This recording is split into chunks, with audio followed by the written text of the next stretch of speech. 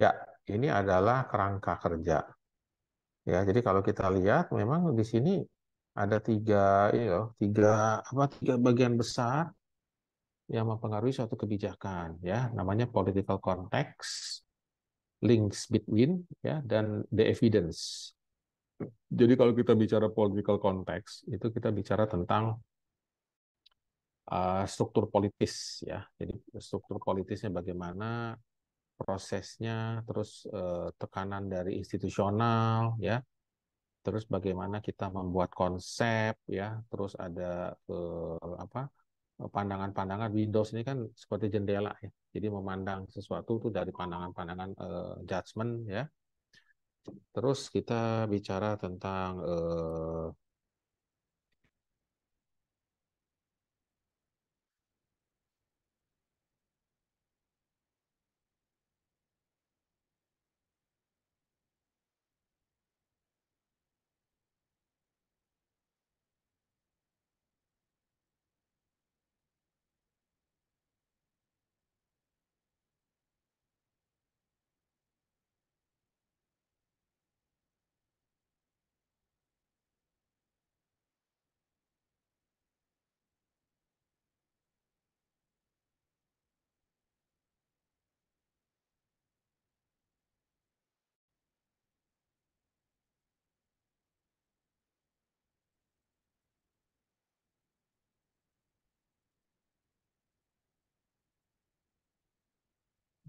jadi itu adalah Windows itu melihat, memotret dari sisi kita, ya. Nah, terus ada yang namanya link between. Link between itu jadi antara pemegang kebijakan dan stakeholder itu membuat kerjasama, namanya relationship, ya, kerjasama yang baik, ya, membangun kepercayaan. Nah, terus juga apa, kita bicara tentang hal-hal yang berkaitan dengan proses yang ada, ya, proses yang ada dari suatu kebijakan. Nah, satu lagi adalah kita bicara the evidence. Nah, the evidence ini kita bicara tentang kredibilitas, ya, kredibilitas, metode-metode, relevansinya apa, terus bagaimana kita mengkomunikasikan, ya, mengkomunikasikan dengan baik. Nah, tiga hal ini memang menjadi satu, ya, tetapi ada yang disebut eksternal, yang faktor eksternal yang mempengaruhi.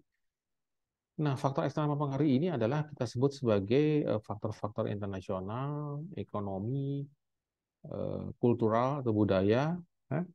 Terus bisa bicara influence, ya, yang mempengaruhi. Jadi faktor-faktor yang mempengaruhi dari internal faktor, faktor ekonomi, dan faktor pengaruh dari budaya, ya, pengaruh dari budaya. Nah, ini yang kita sebut sebagai external influence, ya, external influence.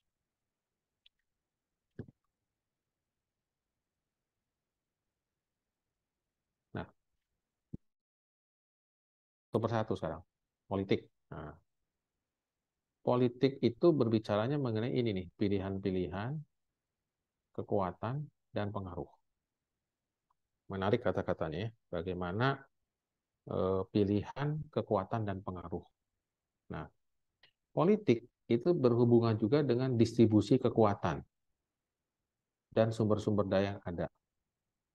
Politik berbicara juga tentang teknik berbagai kemungkinan, seni melihat kemungkinan, ya. Jadi siapa, terus apa, kapan, dan bagaimana. Nah, ini mempengaruhi ini. Jadi kalau kita bicara kesehatan, ini sangat berpengaruh. Ya, kebijakan kesehatan itu sangat dipengaruhi hal-hal seperti ini. Ya.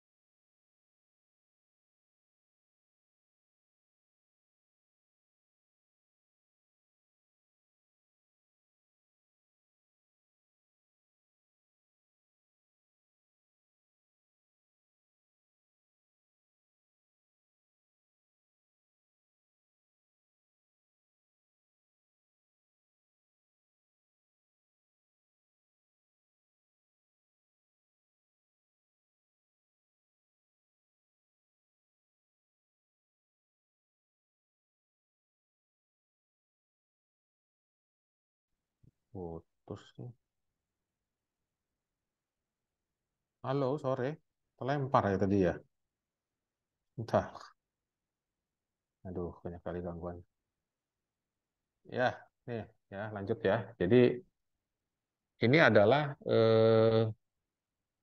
strategi ya. Jadi kalau kita bicara tentang kebijakan kesehatan, kita berhadapan dengan strategi. Jadi bagaimana elit-elit politik ya, terus politis politik itu mempengaruhi putusan ya. Itu memang kita bicaranya di sini ya. Nah, terus berikutnya, nah ini ada teori pengertian ya, bagaimana kelompok-kelompok apa saja sebenarnya yang berpengaruh terhadap kebijakan kalau dari sisi politik. Jadi pertama kita sebut kelompok tanpa bentuk nama-nama, sebut kelompok anomi ya, anonim lah, anomi.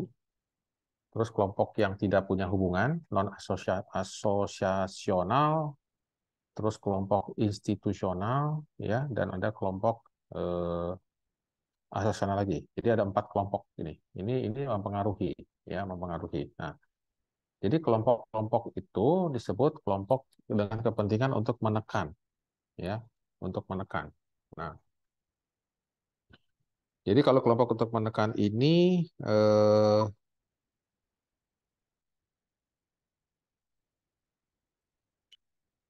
ada kelompok untuk menekan ini adalah dia bagaimana perguruan tinggi itu didorong ya menjadi counterpart ya, menjadi counterpart untuk memberikan kedudukan atau bantuan ya di dalam melakukan penekanan pada kebijakan policy ya, policy.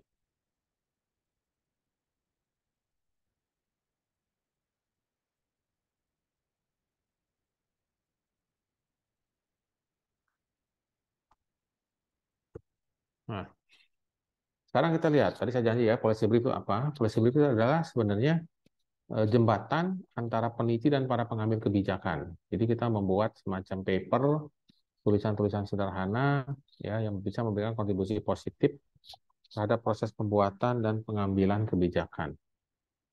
Nah, jadi policy brief itu sebenarnya dua hal yang dilakukan. Advokasi brief yaitu seperti semacam argumen-argumen katanya argues ya yang memang bagian kecil dari suatu tindakan. Jadi kalau misalnya kita bicara kebijakan misalnya mengenai Undang-Undang Kesehatan Nomor 17 yang sekarang sedang kita sering bahas ya. Nanti ada bagian-bagian kecil, misalnya bagian tentang izin praktek dokter misalnya, bagian tentang farmasi. Nah, itu dibuat potongan-potongan. Namanya itu adalah policy brief. Nah, ada yang disebut advokasi brief, yaitu pendampingan. Jadi kebijakan-kebijakan itu dipecah, dikelola dari pendampingan-pendampingan, dari pembicaraan-pembicaraan yang ada. Nah, baru objective brief. Nah, objective brief itu memang kalau kita mau berbicara tentang sesuatu yang positif, kita harus lihatnya secara objektif, tidak boleh subjektif kalau kita mau bicara kebijakan. Ya, jadi kebijakan politik itu atau kebijakan lah, sorry, kebijakan itu akan eh, berbicara juga mengenai kebijakan publik. Ya, bagaimana kita melakukan rekomendasi untuk mengatasi suatu masalah. Ya, suatu masalah. Oke. Nah, sekarang dasar policy brief. Nah, dasar policy brief itu penting ya. Jadi ada oke, sebentar.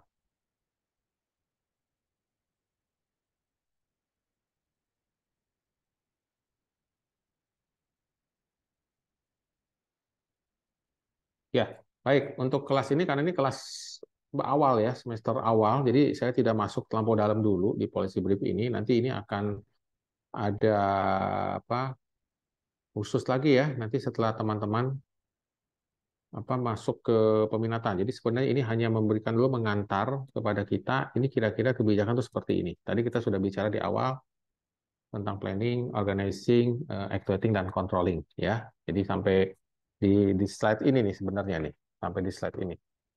Oke, ada yang mau ditanyakan dulu nggak? Silakan, teman-teman.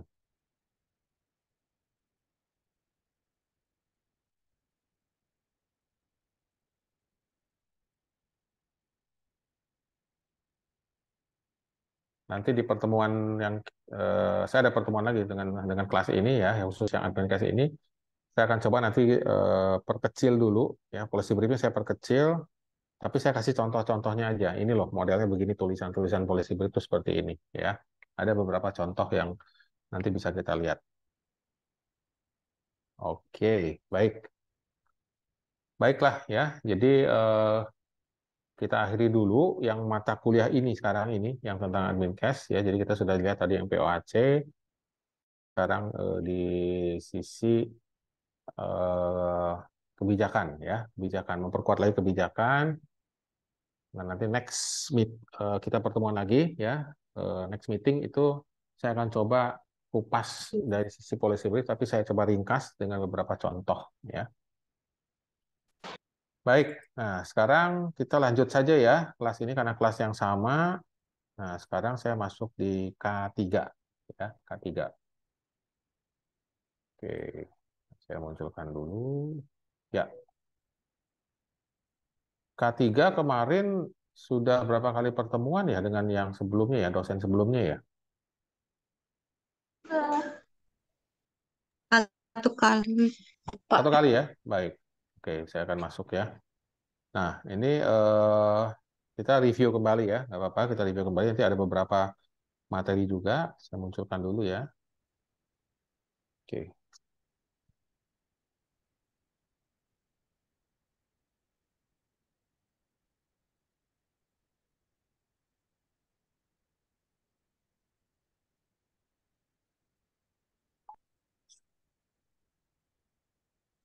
Nah, jadi eh,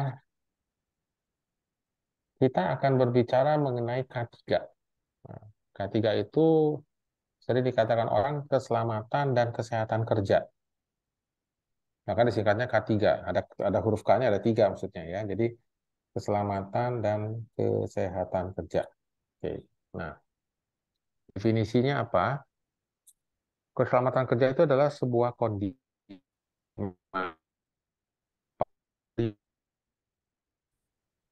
dari cedera.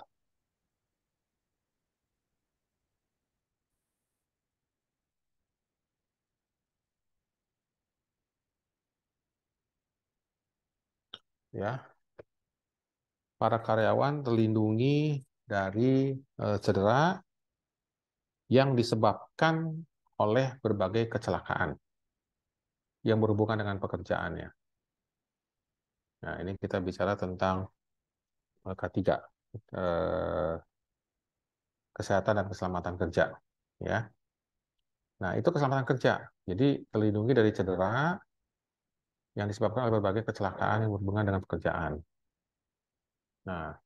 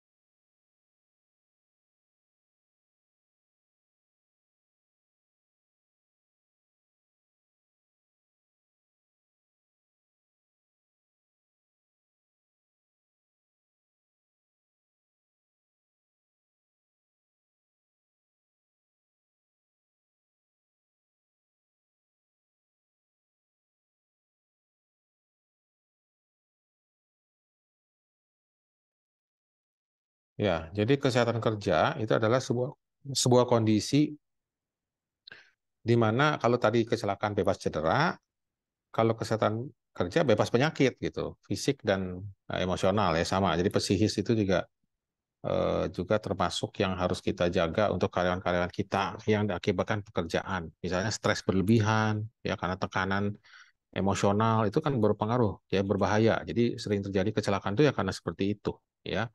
Sehingga kewaspadaan menurun akibatnya bisa terjadi kecelakaan kerja ya. Nah,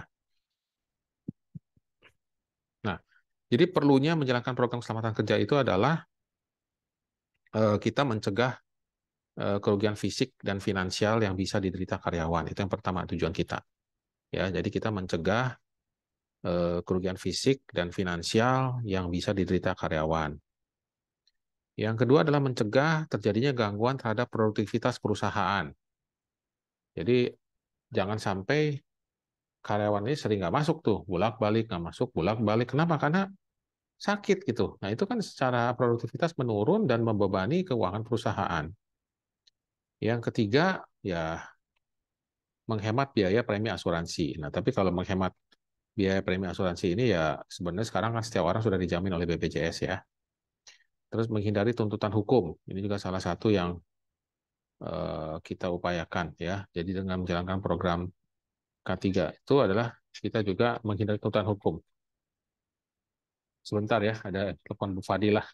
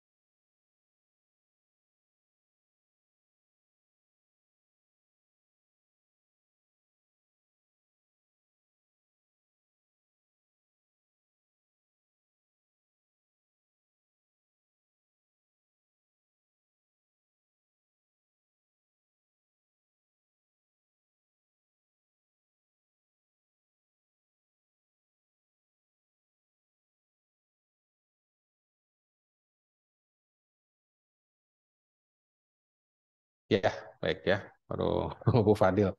Jadi memang kalau kita bicara K3 itu kan bagian dari kekuatan perusahaan di dalam memberikan pendampingan, ya pendampingan memenuhi kesehatan karyawan untuk tetap produktif, ya dia bisa lebih menjalankan tugas-tugasnya dengan lebih baik. Nah, jadi memang kita perlu paham bahwa di dalam menjalankan program keselamatan kerja ini kita berupaya mencegah kerugian fisik dan finansial, mencegah terjadi gangguan terhadap produktivitas, menghemat biaya premi asuransi, dan menghindari tuntutan hukum. Ya, nah, kita lanjut ya. Jadi fokusnya, ya, fokus program keselamatan kerja itu adalah difokuskan pada dua aspek. Yang satu kita sebut perilaku kerja, yang kedua kondisi kerja. Nah, ya, perilaku kerja dan kondisi kerja. Nah, jadi kalau kita bicara perilaku kerja, itu kita sudah berbicara mengenai sikap, ya. Jadi mengenai sikap karyawan yang apa ya, pro pada keselamatan kerja. Contoh begini, karyawan itu memakai alat pelindung diri pada saat dia bekerja. Misalnya di pabrik deh, pabrik yang berhubungan dengan las. Pengelasan itu kan dia harus pakai Google ya, kacamata pelindung. Jangan dia pakai mata telanjang terus ada terpercik lah api las itu luka matanya misalnya. Sampai ada dioperasi itu biaya bagi perusahaan, belum lagi kalau cacat ya. Nah, jadi dia harus tahu gitu, perusahaan sudah menyediakan fasilitasnya dia harus pakai. Nah, terus di rumah sakit, misalnya di rumah sakit itu misalnya katakan di bagian radiologi kan pakai apron untuk apa menghindari radiasi gitu. Janganlah dia nggak pakai gitu. Atau yang sederhana misalnya dia dikasih TLD kan untuk mengukur total dosis paparan radiasi. Nggak dia pakai gitu. Hanya dia gantung gitu. Dia gantung dekat pula alat ronsen ya otomatis jadi tinggi tuh TLD-nya. Dia sendiri nggak tahu berapa dosis yang terpapar ke dia.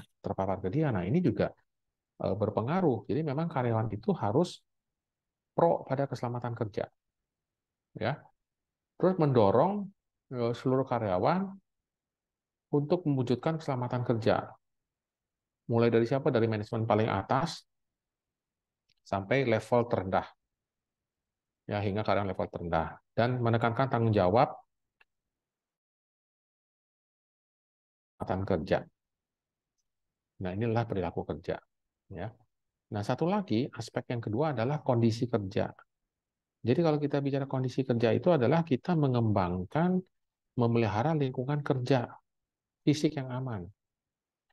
Ya, ya sediakan alat-alat pelindung. Nanti tanggung jawab dari manajerial, ya dari perusahaannya. Jadi kita menyediakan alat-alat dia terlindungi lah dari kecelakaan kerja.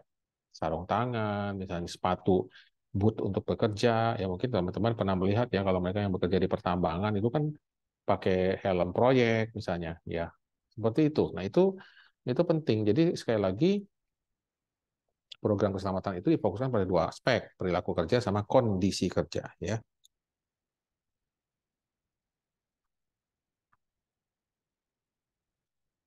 Nah, kita lanjut ya. Nah, ada beberapa teknik dalam program keselamatan dan kesehatan. Yang pertama kita sebut analisis bahaya pekerjaan. Jadi itu adalah proses yang kita rancang untuk mempelajari dan menganalisis sebuah tugas dan bahaya-bahaya potensial yang bisa timbul dari pelaksanaan tugas tersebut. Nah, jadi kalau misalnya orang diberi tugas pekerjaan, terus kita tahu tugas tersebut itu mengandung risiko yang bisa menimbulkan kepada dia tadi bisa kecelakaan atau keselamatan, berhubungan dengan kecelakaan atau berhubungan kesehatan, cedera atau sakit maksudnya ya. Nah, kita sudah bisa melihat, merancang dan memberikan program proteksi. Nah, makanya disebut kalau misalnya di bagian radiasi itu kan proteksi radiasi. Nah, itu maksudnya sekalipun dia terpapar oleh radiasi namanya bekerja di tempat begitu kan pasti ada risiko dong terpapar, tidak mungkin nol. Tapi kita sudah memberikan proteksi.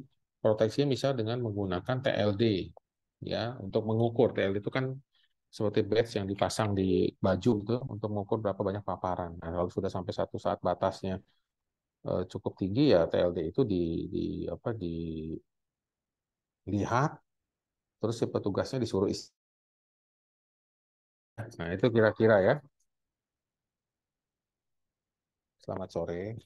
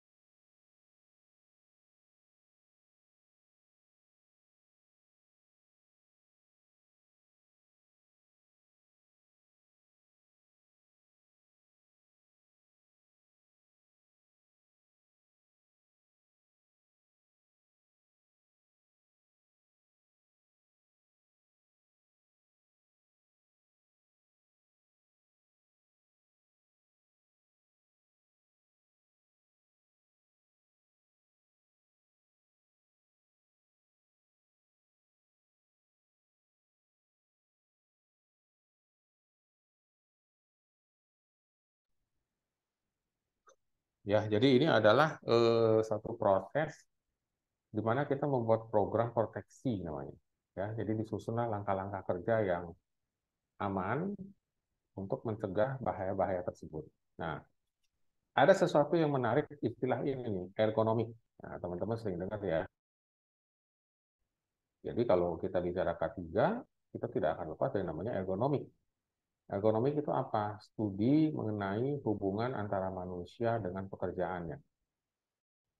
Jadi manusia dengan pekerjaannya. Apa saja sih tugas-tugas yang harus dikerjakannya? Alat-alat apa yang digunakan? Serta lingkungan kerjanya. Inilah namanya ergonomika.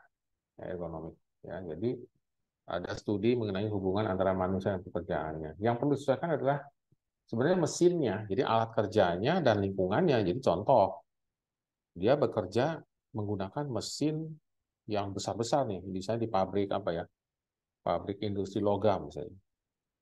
Lingkungan kerjanya gelap, lampunya suram, itu bahaya itu. Bisa terjadi kecelakaan.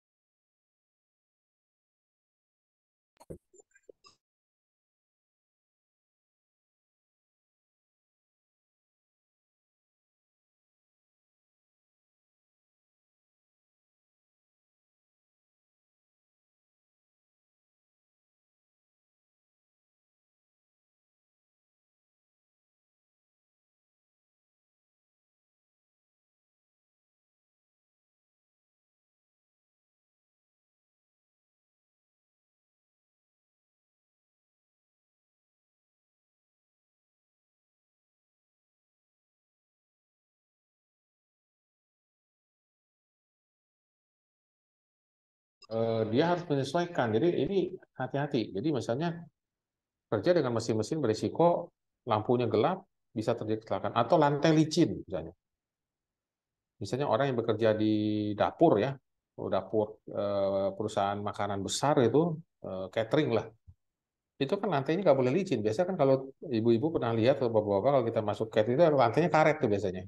Kalau lantainya lantai keramik biasa itu licin terus dia terjadi jatuh, cedera. Nah itu tadi cedera ya. Nah itu jadi memang kita mesti paham karakteristik dari mesin-mesin, lingkungan kerjanya, ya, terus karakteristik karyawan. Jadi misalnya karyawan di pabrik boneka misalnya, itu kan biasanya wanita, ya. Terus wanita itu kan ada ibu-ibu yang sudah agak lanjut, ada anak muda gitu. Nah, ketajaman matanya itu beda. Ya kita harus memberikan lampu yang terang gitu. Kalau nggak nanti dia bisa cedera, cedera karena pekerjaan yang misalnya dia menjahit terus lengah gitu, luka dia misalnya. Nah ini contoh-contoh kita bicara tentang ergonomika. Jadi ergonomika tidak berbicara hanya mengenai kenyamanan duduk, cara berdiri, postur tubuh dan lain-lain, ya. Nah, pencegahan cedera dan penyakit yang terkait dengan pekerjaan itu adalah sebenarnya menyadarkan para karyawan mengenai bahaya-bahaya yang berhubungan dengan pekerjaan mereka. Ya, jadi itu fungsinya berarti edukasi.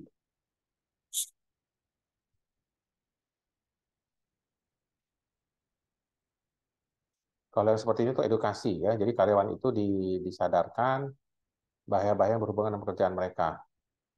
Pasang alat kontrol produksi itu untuk misalnya contoh ya, kalau kita kerja di pabrik yang menggunakan alat pemanas gitu, itu harus benar-benar tuh kontrol suhunya. Jangan sampai misalnya tidak berfungsi, terus alatnya meledak. Itu kan pernah kejadian seperti itu. Ya, susun prosedur kerja yang aman. Nah, itu penting SOP. Jadi sampai terjadi kecelakaan jika dia tidak melaksanakan SOP berarti salah dia juga itu. Tapi kalau tidak ada SOP ya salah salah manajerial. Ya, terus dorong penggunaan alat pengaman atau pelindung yang layak. Ya, jadi alat pengaman atau pelindung yang layak itu harus juga penting disiapkan. Nah, sore Suci.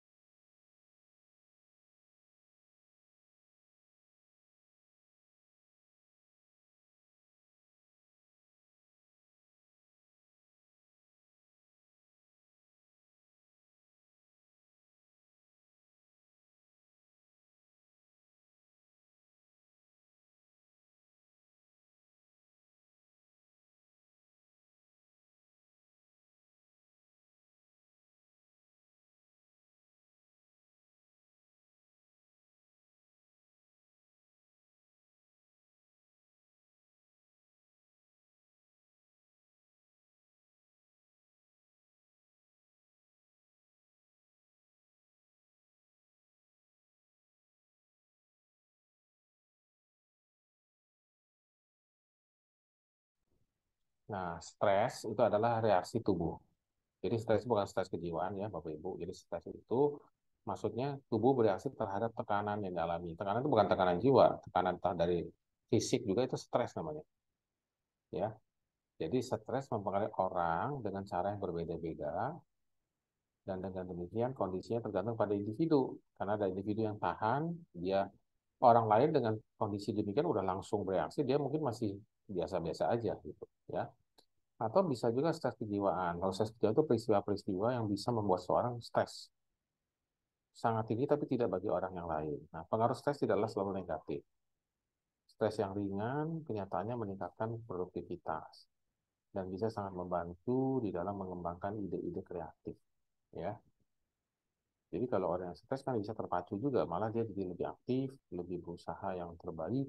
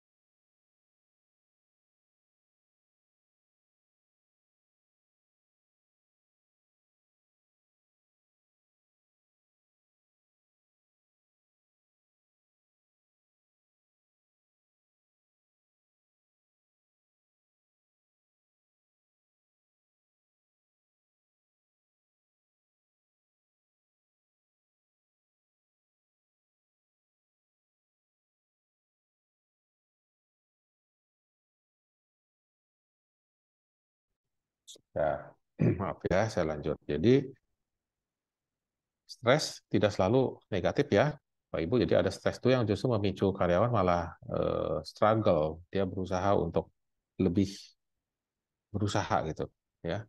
Nah,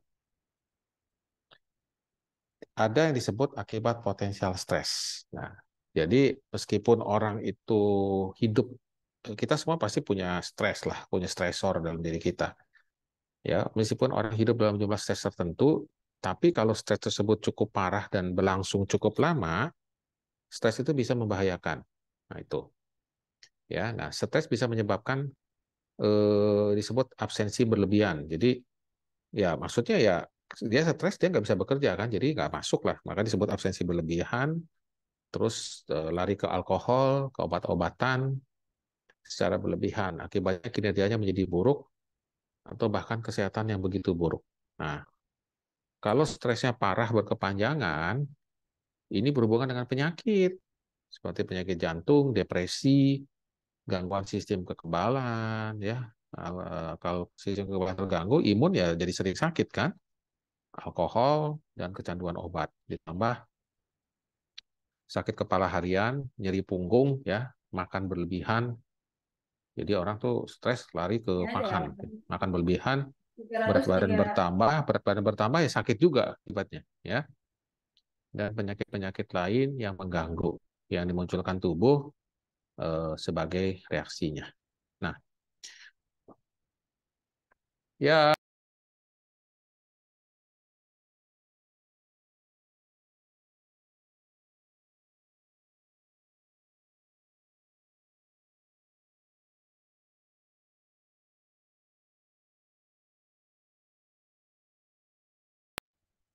faktor penyebab stres itu ada faktor organisasional, ya misalnya budaya perusahaan.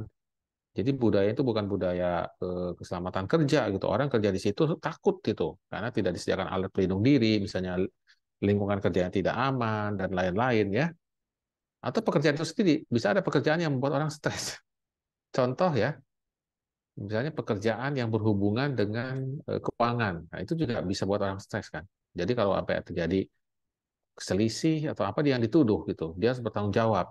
Atau pekerjaan seperti misalnya para penegak hukum gitu, itu bisa bikin stres ya. Jadi kalau polisi itu yang pertama yang polisi yang reserse itu tingkat stresnya cukup tinggi, atau brimob gitu di daerah operasi itu pertempuran lah gitu ya. Nah itu tingkat stresnya tinggi dibanding mereka mungkin polisi di bagian binmas ya, yang bimbingan masyarakat, edukasi ke anak sekolah. Nah itu beda ya. Termasuk juga medis, dokter itu juga banyak beda-beda tingkatan profesinya dengan stresor berbeda. Mungkin teman-teman bedah dengan teman-teman hanya dokter umum itu berbeda. Ya, terus kondisi kerja. Nah, ini juga berpengaruh tadi saya bilang. Jadi kalau ruangannya tidak memadai, ya sempit, lampunya juga tidak cukup, ada pekerjaan itu butuh kehati-hatian, ketelitian itu mempengaruhi. Ya, banyaklah penyakit-penyakit yang bisa timbul ya, seperti orang sering disebut cepalgi, sakit kepala berkepanjangan karena pekerjaannya itu salah satunya. Ya, terus faktor pribadi, kalau faktor pribadi ya masalah keluarga, masalah keuangan, ini berpengaruh. Ya, dan lingkungan umum. Nah, lingkungan umum itu ya lingkungan sekitar tempat pekerjaan atau sehari-hari dia sebagai warga masyarakat, ya, sebagai warga masyarakat. Jadi menarik sih, makanya ilmu kesehatan kerja itu kan berdiri sendiri sebagai satu ilmu tersendiri, ya. Nah, makanya disebut kesehatan dan keselamatan kerja. Nah, oke. Nah, bagaimana kita kelola stres? Ya, salah satunya dengan berolahraga, jaga makanan, terus tahu kapan berhenti. Jadi kalau kita bekerja itu tahu kapan berhenti, yang kita sebut sebagai relaksasi, ya. Terus tempatkan situasi yang penuh stres dalam pandangan yang berbeda, dan kita mau berbagi. Biasa kita diharapkan berbagi, terus ada orang yang mendengarkan, bangun keteraturan dalam hidup, ya, kenali keterbatasan diri. Kita harus tahu diri kita terbatas, bersikap toleran, ya, terus cari waktu luang di luar pekerjaan, hindari kendali semu. Jadi begini, kendali semu itu maksudnya seolah-olah kita bisa mengendalikan situasi, padahal kita tidak mampu. Kita harus butuh bantuan orang. Nah, ini juga hal-hal yang ada di dalam tata kelola stres ya. Nah, jadi kalau kita mengevaluasi program keselamatan dan kesehatan kerja itu memang ada beberapa indikator. Yang pertama, terjadi penurunan tingkat kecelakaan kerja dan penyakit akibat kerja, baik kuantitatif frekuensi kejadiannya maupun kualitatif. berat ringannya, cedera atau penyakit. Ya, jadi bisa kita lihat dari penurunan tingkat kecelakaan dan penyakit yang terkait dengan pekerjaan, baik secara kuantitatif, frekuensinya, maupun kualitatif, berat ringannya, cedera atau penyakit. Nah, yang kedua adalah menurunnya jumlah jam kerja yang hilang. Jadi berapa banyak sih jam kerja yang hilang akibat terjadinya kecelakaan kerja atau penyakit yang disebabkan pekerjaan? Ya, jadi kita lihat nih orang karyawan tidak masuk karena sakit, misalnya. Berapa banyak yang hilang karena itu pasti nanti kaitkan dengan produktivitas. Itu ada perhitungan tersendiri, work hour ya namanya, jam kerja. Oke, nah oke, nah ini sebagai pengantar dulu dari K3. Ada yang mau ditanyakan? Kita ada materi berikutnya. Mungkin ada yang mau ditanyakan, sampaikan, silakan.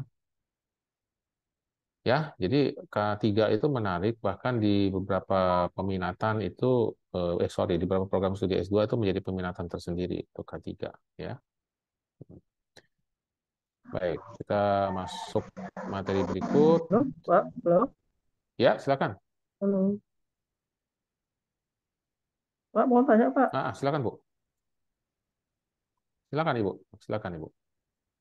Gimana Bu? Pak Henry, Pak. Pak Henry, Pak. Ya, gimana Ibu? Ini dengan Bapak Henry, Pak.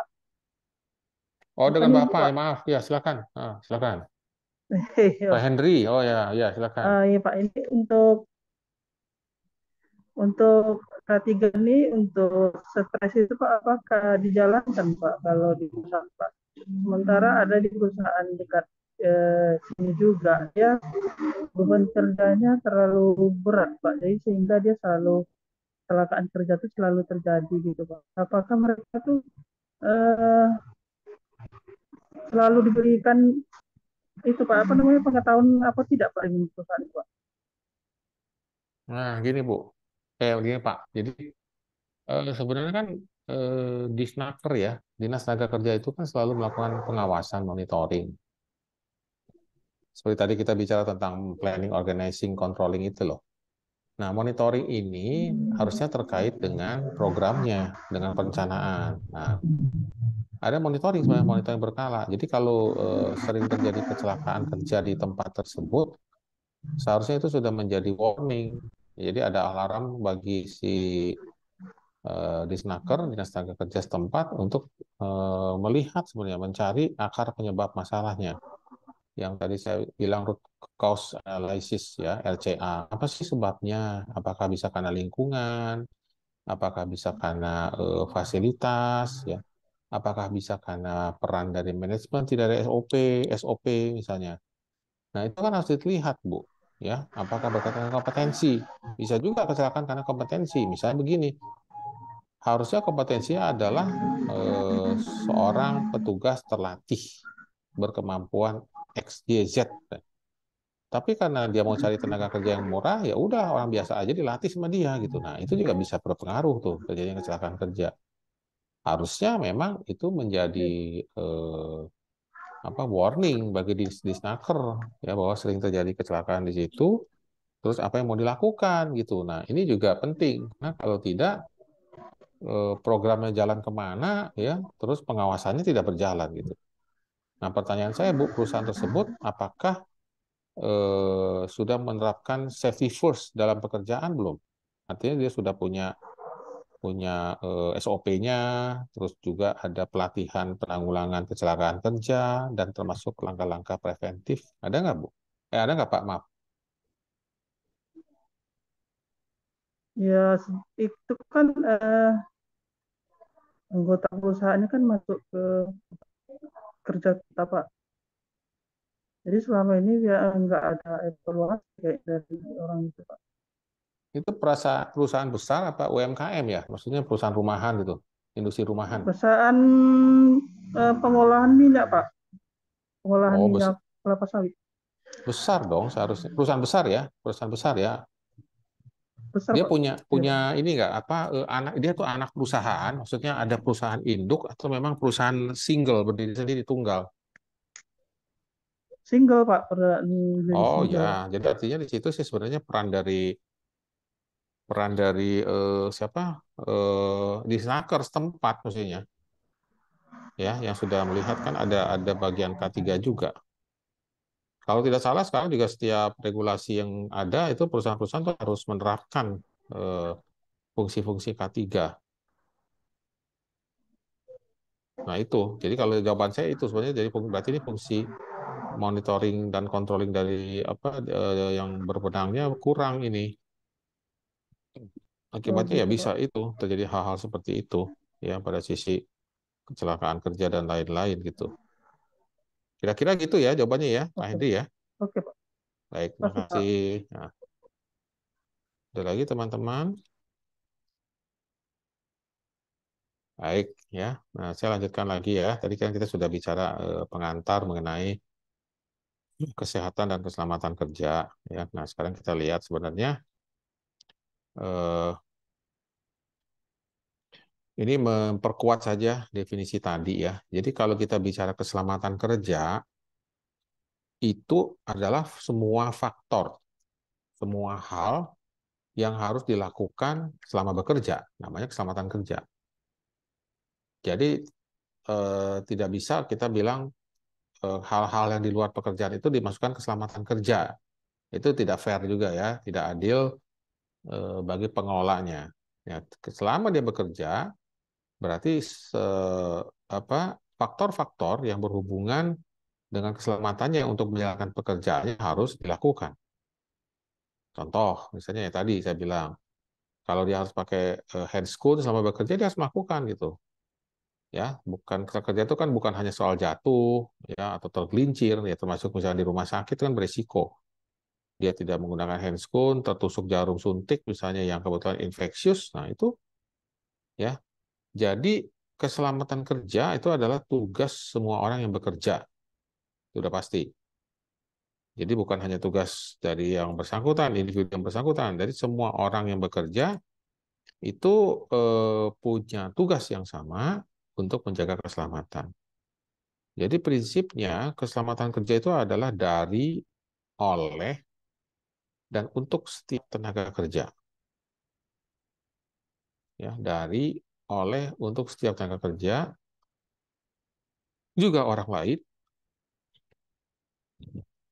dan juga masyarakat pada umumnya.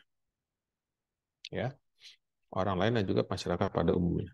Nah, ini ada unsur-unsur penunjang keselamatan kerja. Jadi eh, apa perlindungan tenaga kerja itu adalah aspek-aspeknya. Salah satunya adalah pelindungan keselamatan, pelindungan tersebut agar bekerja secara aman, melakukan kerja untuk meningkatkan produksi, produktivitas. Nah, jadi tenaga kerja itu harus ada pelindungan dari permasalahan sekitarnya. Ya, jangan sampai mengganggu aktivitas dari pelaksanaan pekerjaannya. Nah, jadi ada beberapa tujuan ya. Jadi kalau menurut undang-undang itu udah sangat lama ya, undang-undang tentang keselamatan kerja ini ya.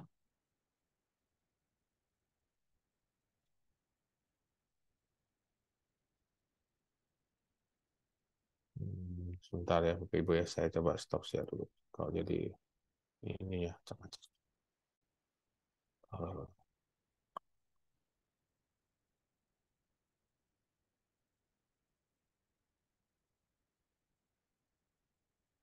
rusak ini.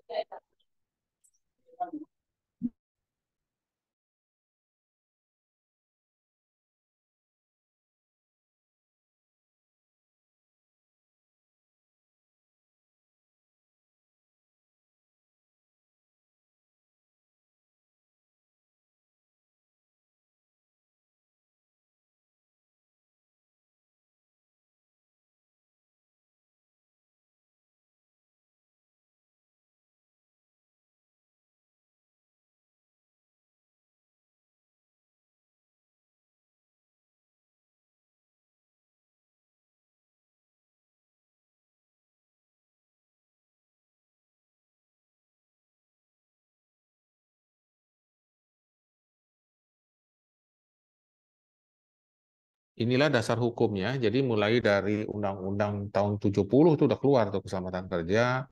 Terus ada Undang-Undang nomor 36 ya tahun 2009 tentang kesehatan. Nah, ini sudah dirubah ya sekarang.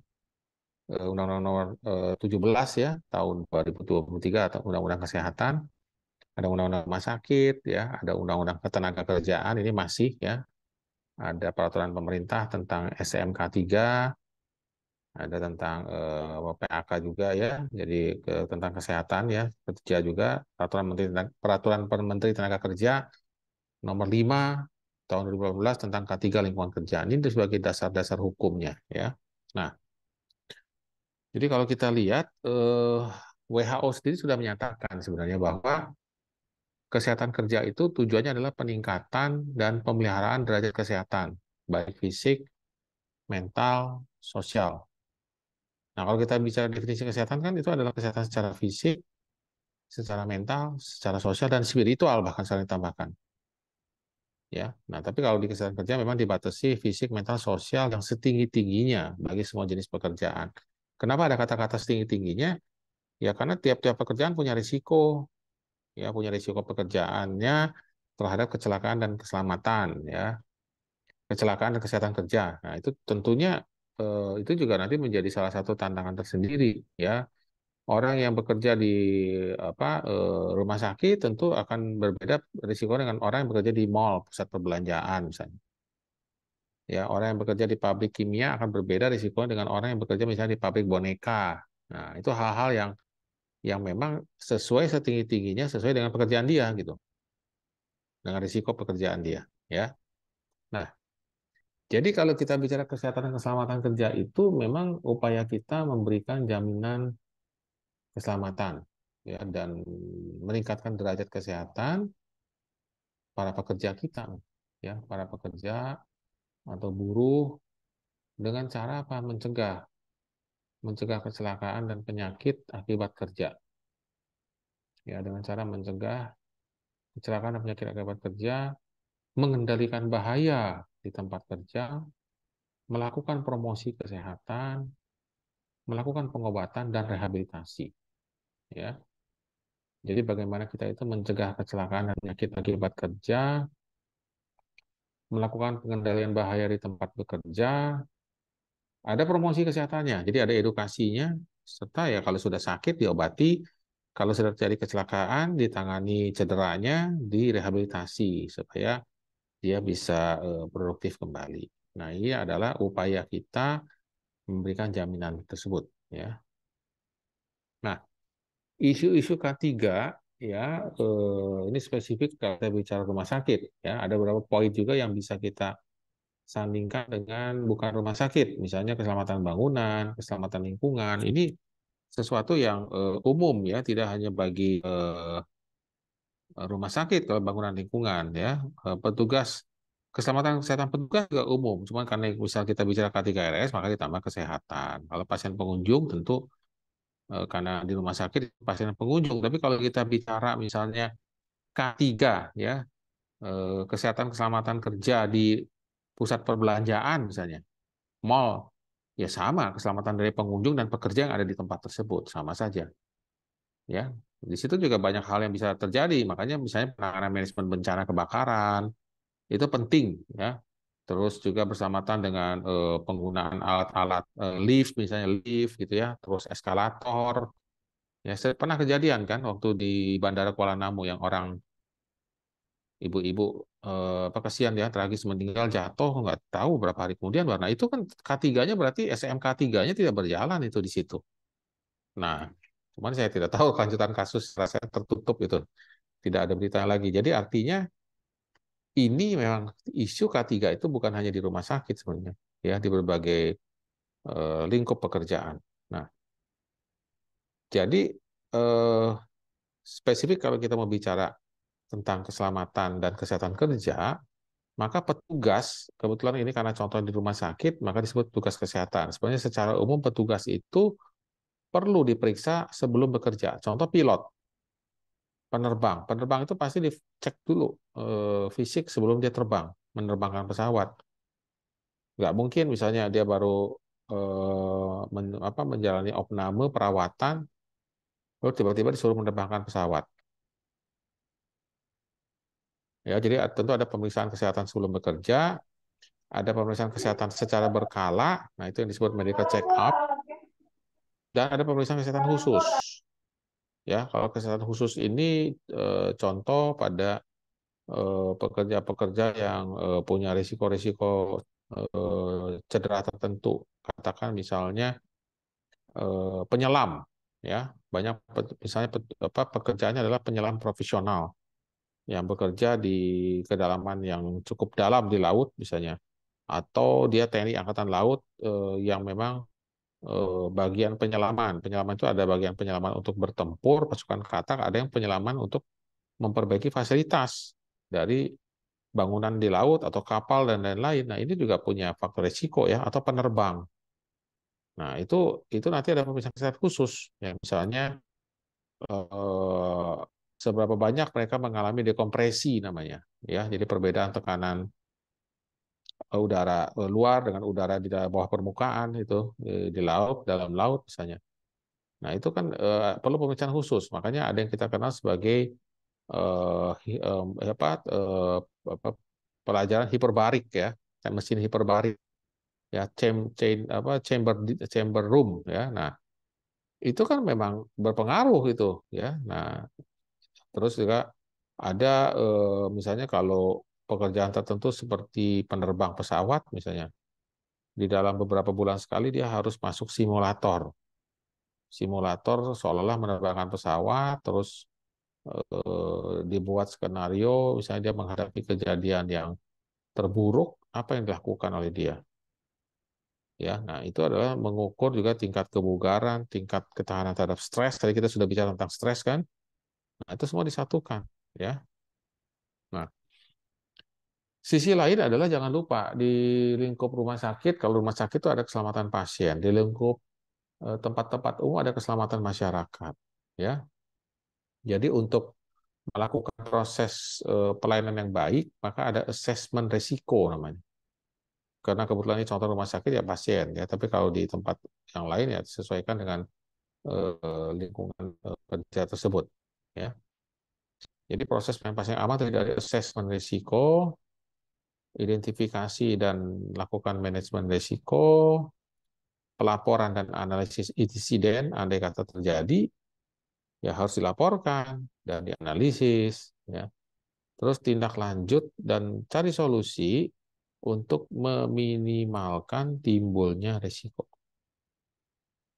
Ya, jadi ini yang kita sebut sebagai suatu proses pelayanan yang aman, terdiri dari assessment risiko, identification dan manajemen risiko, pelaporan dan analisis insiden, tindak lanjut dan solusi untuk meminimalkan timbulnya risiko. Nah, tujuannya sebenarnya jadi K3 rumah sakit atau tujuan K3 secara umum ya berkaitan dengan pekerjaan di suatu organisasi, entah itu rumah sakit, perusahaan dan lain-lain, adalah terciptanya cara kerja. Cara kerja yang baik sesuai dengan SOP yang sudah disiapkan. Jadi jangan bervariasi. SOP yang sudah ada dia bervariasi sendiri yang akibatnya menimbulkan kecelakaan kerja misalnya, ya atau gangguan kesehatan. Nah, lingkungan kerja juga harus sehat, aman dan nyaman. Supaya apa? Derajat kesehatannya nanti meningkat di karyawan perusahaan kita atau di rumah sakit itu meningkat. Nah, Kalau meningkatkan derajat kesehatan, produktivitasnya juga meningkat. Ya, ujungnya apa hasil produksi akan meningkat. Nah, itu kan semua seperti ban berjalan kan, ya. Nah, prinsip-prinsip K3 ya, ini saya skip rumah sakit ini karena prinsipnya sama K3 dimanapun. Prinsip K3 itu adalah meningkatkan mutu pelayanan kalau bagi institusinya ya atau bagi organisasinya. Mempertahankan kelangsungan operasional ya, meningkatkan citra dari tempat apa perusahaan tersebut misalnya ya. Kalau rumah sakit ya citra di rumah sakit. Sedangkan bagi karyawan rumah sakit adalah melindungi karyawan dari penyakit akibat kerja yang kita kenal sebagai PAK. Ya, bagi karyawan juga secara umum, kalau misalnya bukan rumah sakit sama, melindungi dari PAK, mencegah terjadinya kecelakaan akibat kerja. Jadi ada PAK, ada KAK. PAK penyakit akibat kerja, KAK kecelakaan akibat kerja. Ya, ini istilah-istilah sudah baku sekarang digunakan ya. Jadi ya artinya kita berusaha nih melindungi, mencegah gitu. Ya. Nah, terus yang ketiga bagi pasien dan pengunjung ya, mutu layanan yang baik, kepuasan pasien dan pengunjung. Ya, sama sih kalau bagi perusahaan jasa apapun bentuknya bukan hanya rumah sakit ya tentu ada bicara tentang mutu layanan yang baik sama kepuasan ya, kepuasan. Nah, inilah kira-kira prinsip K3. Kebetulan ini K3 rumah sakit. Nah, 5 prinsip dasar dalam penerapan SMK3, Sistem Manajemen Kesehatan Keselamatan Kerja, namanya SMK3. Sistem manajemen SM-nya itu adalah yang pertama adalah peninjauan ulang dan peningkatan SMK3 oleh manajemen.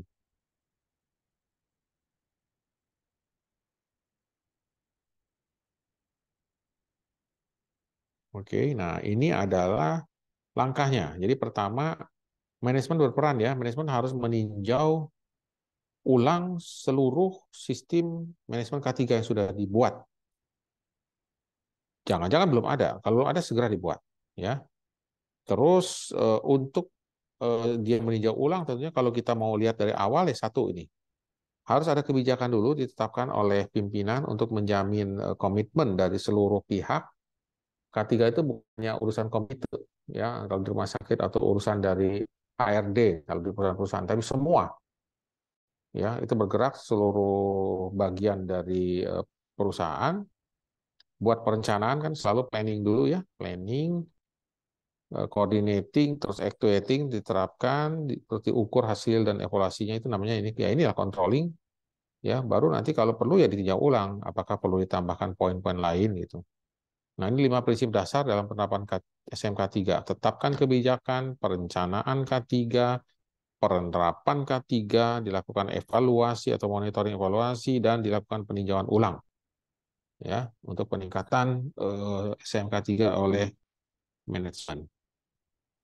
Nah, faktor-faktor yang mempengaruhi kesehatan tenaga kerja, ya ini secara umum. Jadi kalau kita bicara tidak hanya di rumah sakit, inilah faktor-faktor yang mempengaruhi kesehatan tenaga kerja. Jadi yang pertama beban kerja. Beban kerja yang berlebihan mempengaruhi fisik dan mental. Fisik dan mental yang terpengaruh mempengaruhi produktivitas. Produktivitas terpengaruh mempengaruhi hasil. Nah itu ya pertama beban kerja. Jadi beban kerja tidak boleh berlebihan. Biasa dihitung dari man hour, jam kerja. Berapa jam kerja sehari, misalnya 8 jam ya. Kalau di rumah sakit contoh perawat kan ada shift-nya. Ya, shift-nya ya 24 dibagi 3, 8 jam per 8 jam. Ya. Itu sudah ada ukurannya dan sudah bisa dipertanggungjawabkan secara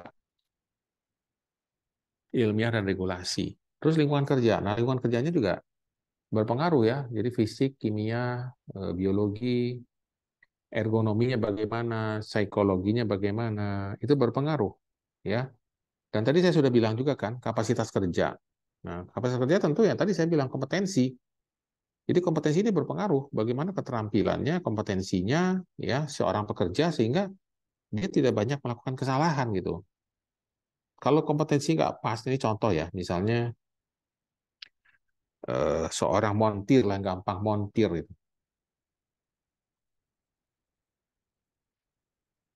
Kalau montir itu dia bekerjanya nggak pas, ya montir bekerjanya nggak pas itu, nanti keterampilannya itu terpengaruh oleh karena keterampilan yang pas-pasan, akibatnya hasilnya nggak benar, dia terus memperbaiki, satu saat dia pada titik jenuh bisa terjadi apa ya istilahnya kecelakaan kerja juga gitu akhirnya. Ya, kesegaran jasmani dan rohani, status kesehatan atau gizi, usia, jenis kelamin dan ukuran tubuh. Nah, ini mempengaruhi. Ya, tolong dilihat dulu, nanti saya berikan contohnya ya.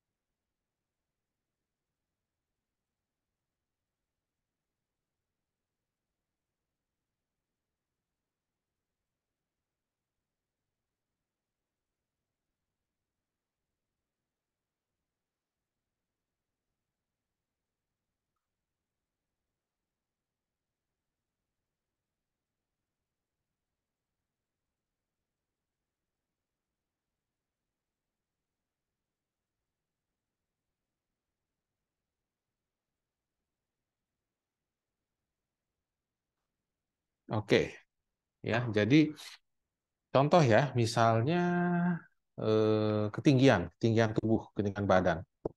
Kan ada beberapa pekerjaan itu juga yang mensyaratkan minimal ketinggian badan. Nah, itu bukan karena masalah main fisik ya atau diskriminasi fisik, bukan. Karena memang pekerjaan-pekerjaan tersebut membutuhkan minimal ketinggian. Contoh pramugari pesawat. Nah, kalau Bapak Ibu, teman-teman lihat, nggak ada yang pramugari pesawat itu kan yang tinggi badannya di bawah 160 ya. Minimal setahu saya minimal 155 minimal. Ada perusahaan juga yang hanya minimal 160 ya. Kenapa? Kalau kita lihat pramugari itu kan dia membantu untuk menutup bagasi atas itu loh, bagasi atas pesawat. Nah, kalau dia terlampau ukuran tinggi badannya tidak memadai, tentu dia akan bertumpu kan, bertumpu menggunakan tumit dan seterusnya gitu. Itu kan rawan cedera ya, resiko cedera.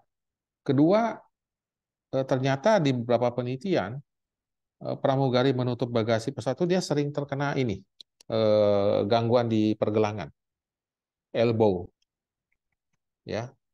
Sering terjadi tenis elbow namanya. Kenapa? Karena dia menggunakan ini. Apalagi kalau dia tinggi badannya tidak memadai. Itu contoh saja ya, contoh bagaimana itu berpengaruh ukuran tubuh. Nah, jenis kelamin ya sangat berpengaruh. Ada pekerjaan-pekerjaan yang memang tidak bisa dikerjakan oleh wanita. Misalnya pekerjaan apa mandor pembangunan jalan raya tuh. Saya tidak pernah melihat ada wanita. Karena memang membutuhkan apa ya standar jasmani yang memang lebih tough ya karena di alam terbuka dan lain-lain, belum lagi tekanan psikis dan lain-lain. Itu banyak banyak yang mesti kita lihat ya. Kapasitas kerja misalnya dipengaruhi oleh status gizi, iya. Artinya kalau orangnya misalnya kecukupan gizinya kurang, gimana dia bisa bekerja dengan optimal?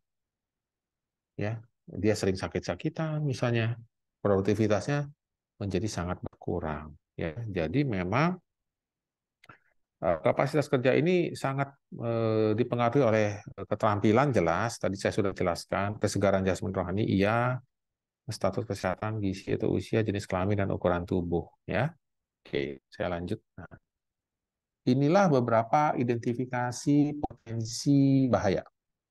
Nah, ini boleh dilihat dari Bapak Ibu. Kebetulan karena ini contohnya di rumah sakit, jadi saya banyak menggunakan istilah unit-unit rumah sakit. Tapi sebenarnya yang namanya bising, getaran, debu, panas, radiasi itu sama di setiap tempat. Perusahaan itu punya risiko seperti ini. Ya, secara fisik risikonya adalah kebisingan, getaran, debu, panas, dan radiasi. Jadi kalau di rumah sakit yang bising itu ya laundry itu pasti bising mesin namanya ya, dapur ya. Nggak ada dapur sunyi senyap ya. Genset jalan ya ada bunyi kan, nggak ada genset yang tidak berbunyi gitu ya. Nah mungkin cara mengakalinya dengan dibuat peredam, ruangannya diredam suaranya. Ada itu pernah seperti itu.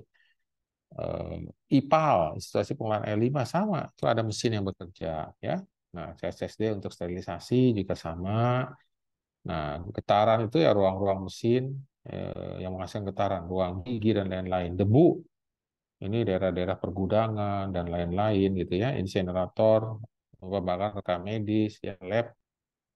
Panas itu ya tentu di dapur ya, banyak ruangan panas ya. Radiasi ya tentu di daerah radiologi. Nah, kenapa diambil contohnya rumah sakit gitu ya dengan unit-unit supaya kita lebih paham. Tapi kalau mau saya samakan atau kita analogikan dengan unit di tempat kerja kita bisa juga sama ya. Misalnya kalau di hotel itu ya, unit hotel misalnya, kebisingan di mana ya sama di ruang genset, bagian dapur, bagian laundry hotel itu kebisingan situ. Yang getaran sama ya. Kalau debu mungkin di kamar ya nggak ada karena hotel itu biasa kamarnya tidak berdebu harusnya ya bersih. Nah debu ya tentu ada di daerah-daerah luarnya ya. Nah ini contoh saja. Nah jadi nanti dari sini ya kita akan bisa memetakan mana saja karyawan-karyawan atau pekerjaan yang paling berisiko. Ya, misalnya kalau yang kebisingan, yang paling berisiko adalah karyawan yang sedang bekerja di lokasi tersebut. Ya, kalau getaran, ini misalnya kalau di pabrik aja ya, itu getaran itu pasti yang nomor satu ya petugas mesin. Ya, dia akan saling ini mengalami ya. Dan sering kita lihat juga kan misalnya di jalan raya tuh ada petugas yang menggunakan penghancur aspal itu mesinnya dipegang oleh dua tangan dia tuh bergerak terus seperti ini itu kan berisiko juga untuk dia sebenarnya ya jadi artinya setiap momentum pekerjaan itu pasti punya risiko-risiko tersendiri ya ini identifikasi potensi bahaya yang pertama dari fisik yang kedua kimia kimia juga sama nih kimia kebetulan karena contoh di rumah sakit yang memang rumah sakit itu adalah suatu unit yang paling padat dengan risiko profilnya tinggi untuk risiko. Ya, secara kimia itu kan misalnya desinfektan, sitotoksik, ethylene oxide, ya, formaldehid, ada amalgam. Nah, amalgam ini kan kalau zaman dulu ya dokter gigi masih pakai amalgam, sekarang hampir tidak ada ya komposit. Terus solvents, yaitu di laboratorium gas-gas anestesi, ini semua adalah berpotensi bahaya secara kimia. Ya, dan itu tinggal kita bagi saja. Desinfektan kan semua area rumah sakit kita pakai desinfektan, ya. Nah, pekerjaan yang paling berisiko tentu petugas kebersihan sama perawat, karena yang paling sering secara kuantitas jumlahnya banyak itu di ruang perawatan, ya. Jadi petugas sama petugas kebersihannya. Sitotoksik, ini kan sitotoksik ini obat-obatan, ya, terutama obat-obatan yang berhubungan untuk obat keras ini, untuk petugas di cancer, ya. Nah, jadi lokasinya adalah di farmasi, ya, tempat pembuangan limbah, bangsal itu yang berisiko unitnya. Pekerja yang paling berisiko yang di situ ya pekerja farmasi, perawat, petugas pengumpul sampah ya. Ethylene oxide lokasinya nggak operasi. Jadi yang paling berisiko ya dokter dan perawat. Nah, coba ini dilihat dulu oleh Pak Ibu ya disimak itu yang berisiko-berisiko coba disandingkan dengan tempat Bapak Ibu. Oh, ini kira-kira siapa yang berisiko ya?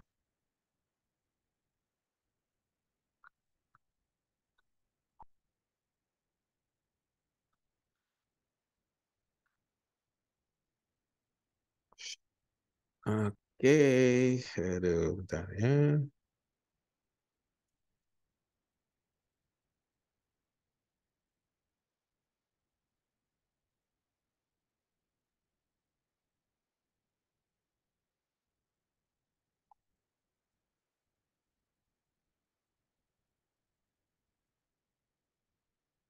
Nah, eh, apa? Oke lah, ini contoh-contoh di mana yang berisiko bukan hanya satu orang ya, cukup banyak orang yang kena. Nah, tadi kan udah fisik, kimia. Nah, sekarang dampaknya. Jadi kalau dampaknya ya bisa seperti ini, kita lihat ya. Ya sering kan terjadi orang tuh sakit tangan, kulit nggak sembuh-sembuh, ternyata karena paparan dari zat-zat kimia secara terus-menerus ya. Nah, sekarang yang ketiga, biologi. Nah, biologi juga itu hati-hati, apalagi kalau di rumah sakit misalnya, atau di lingkungan-lingkungan yang terpapar dengan agen-agen biologik. Makanya handscoon misalnya itu salah satu pelindung. Jadi kalau perawat itu resiko tuh kalau tertusuk jarum, ya segera harus kita periksakan hepatitis sama HIV/AIDS. Ya, biologik itu kan AIDS, hepatitis B dan non A non B. Lokasinya tentu silakan Bapak Ibu bisa baca. Ada di IGD, kamar operasi, ruang pemeriksaan gigi, ya itu gigi juga sangat resiko rentan ya penularan HIV/AIDS. Ini saya ingat sekali kejadian di Perancis itu tahun 80-an. Itu karena produk darah gitu, dari transfusi darah, PMI-nya Perancis kebobolan. Jadi banyak orang yang akhirnya tertulari oleh HIV/AIDS ya. Laboratorium laundry. Nah, pekerja-pekerja yang berisikonya sama, disesuaikan saja. Jadi mereka yang bekerja di unit-unit tersebut, ya mereka-mereka lah yang berisikonya lebih besar gitu ya. Ada dokter, dokter gigi, perawat, petugas lab, petugas sanitasi, dan laundry. Nah, terus ada rubella, TBC. Nah, kita lihat nih, TBC ini kan lokasinya bisa di bangsal, laboratorium, ruang isolasi. Pekerja yang paling berisikonya ya perawat, petugas lab, dan fisioterapis.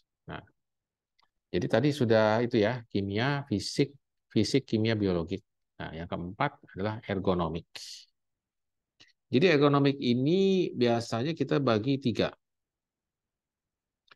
Pekerjaan yang dilakukan secara manual, postur yang salah dalam melakukan pekerjaan, dan pekerjaan yang berulang.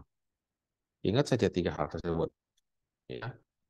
Pekerjaan yang dilakukan secara manual, postur yang salah dalam melakukan pekerjaan, dan pekerjaan yang berulang. Dan pekerjaan yang berulang.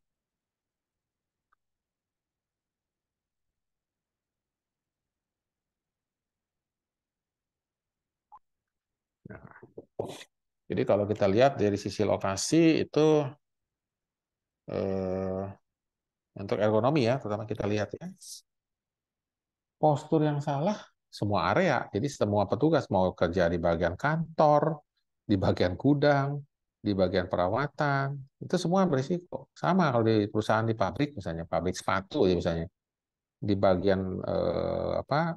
Di bagian produksi, di bagian administrasi, di bagian pendistribusian, di bagian pengiriman, supirnya dan lain-lain itu semua berisiko untuk postur. Nah, kalau pekerjaan yang berulang sama semua area. Mau di rumah sakit, mau di yang lain sama. Jadi di area dia berulang-ulang melakukan pekerjaan itu ada resikonya.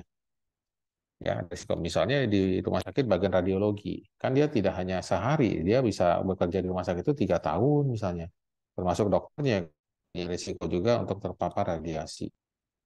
Ya, itu semua area. Ya, oke. Jadi artinya apa? Ini menunjukkan bahwa memang identifikasi potensi bahaya itu penting. Pentingnya untuk apa? Supaya kita bisa menyiapkan program-program K3. Supaya SMK 3-nya itu bisa buat program pencegahan preventif. Bukan pengobatan. Pengobatan memang kewajiban kalau sudah terjadi. Tapi kan pencegahan itu lebih penting. Lebih baik mencegah kan daripada mengobati. Ya. Nah, ini contoh sikap. Nah, ini manual handling namanya. Kalau kita lihat ini bagaimana cara seorang petugas itu memindahkan pasien. Misalnya pasien di kursi roda, mau dipindahkan ke ranjang. Nah, seperti ini kan nggak bisa kita pindahkan pasien seperti kita manggul beras kan. Pemanggul beras di pasar itu ya kalau diteliti itu pasti banyak kejadian yang menyangkut cedera. Ya. Nah, tapi kita lihat cara orang manggul beras itu bagus ya. Jadi dia itu ditumpukan di punggung, dua tangannya menekuk di bawah, menyangga. Nah, tapi kita tidak mungkin kalau pasien kita melakukan seperti itu. Nah, inilah tekniknya. Ini namanya manual handling. Ya, dan ini memang untuk mencegah risiko cedera pada petugasnya. Karena bukan sekali dua kali dia melakukan seperti ini, ya. Nah, ini postur membungkuk misalnya. Postur membungkuk ini kan bukan hanya perawat ya. Misalnya orang yang bekerja di catering, nah, meja pemotongan sayur aja tuh daging sayur kalau pendek Kan dia membungkuk, makanya harus setinggi apa? Biasa bukan setinggi dada juga bahaya. Karena dia tidak jelas melihat bisa terjadi cedera, salah memotong. Ya, biasanya setinggi pusar, ya setinggi pusat ya. Jadi apa? Setinggi umbilikus ya. Ada banyak dapur-dapur yang saya lihat tuh mejanya pendek, meja pemotongan pendek, meja pengepakan makanan pendek gitu, lebih pendek dan orang harus membungkuk. Nah ini ya menyebabkan secara ergonomi nggak bagus gitu ya. Terus postur duduk di kantor juga ini berpengaruh. Nah ini misalnya petugas yang bekerja di laboratorium, di rumah sakit atau di lab berjam-jam duduk, posturnya sangat berpengaruh. Jadi bagaimana dia harus berpostur dengan baik, tegak gitu ya supaya tidak menimbulkan masalah ergonomi. Nah, sekarang kita bicara mekanisme kerja dari pelaksana K3. Pelaksana K3 itu artinya orang yang di lapangan yang langsung melaksanakan fungsi pelaksanaan keselamatan kesehatan kerja. Jadi ada ketua, ya, terus ada sekretaris, ada anggota pelaksana, ada merumuskan masalah rekomendasi, dan ada komunikasi rekomendasi pada direktur. Jadi bagaimana mengkomunikasikan penyakit akibat kerja dan KAK-nya kepada pimpinan. Ya, nah ini mekanisme kerja pelaksana K3. Saya sendiri rutin setiap bulan akan menerima laporan dari K3 rumah sakit ya terhadap hal-hal yang ada di sini ya, hal-hal yang ada.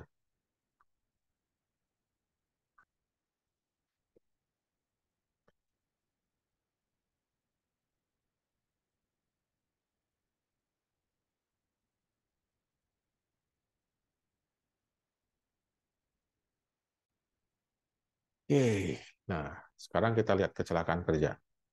Jadi kecelakaan kerja itu adalah kejadian yang tidak terduga dan tidak terharapkan. Ya iyalah, tidak ada orang yang berharap mau kecelakaan kan. Masa ada yang bilang begini, saya mau coba-coba ngerasain jatuh dari lantai 2 ya di tempat saya kerja ke lantai 1. Nggak ada orang. Pasti karena kelalaian. Ya, biasanya kecelakaan menyebabkan kerugian material dan penderitaan dari yang paling ringan sampai kepada yang paling berat.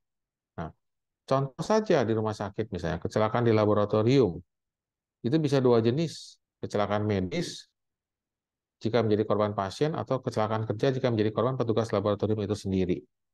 Ya, petugas laboratorium itu sendiri. Nah, jadi artinya kita lihat itu tadi kan sudah dikatakan tergantung lokasi pekerjaan, tergantung beban kerja dan jenis kerja, ya tergantung fungsi manajemen apakah melakukan kegiatan SMK 3-nya, ya sistem manajemen keselamatan kesehatan kerja. Nah, pekerjaan-pekerjaan kompleks di rumah sakit contohnya seperti ini di kamar bedah, ini memang sangat rawan dengan kejadian cedera. Ya, bukan sakit, karena mereka kalkulisasi nomor 1 kamar bedah, tapi bersangkut paut dengan kecelakaan kerja bisa terjadi. Ya, dan bahkan kepada pasien juga karena kelelahan dari operator, dokter misalnya. Anestesi misalnya udah operasi sekian banyak, nggak tidur hampir 24 jam, karena kebetulan dia anestesi tunggal, ya bisa saja terjadi kelelahan dan salah menghitung dosis anestesi. Pasien sudah keburu dibius, nah bahaya itu. Ya, nah pemakaian APD ini juga sudah saya utarakan tadi, bagaimana alat pelindung diri ini harus konsisten kita gunakan.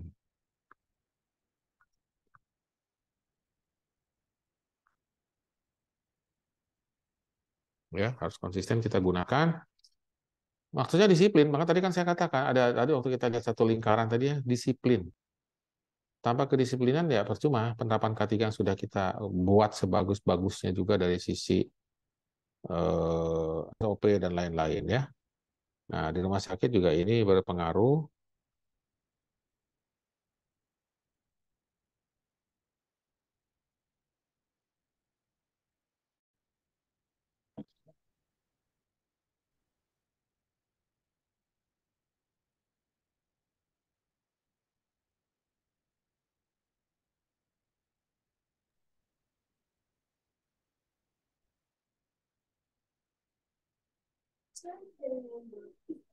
Oke ya, jadi itu juga harus kita lihat.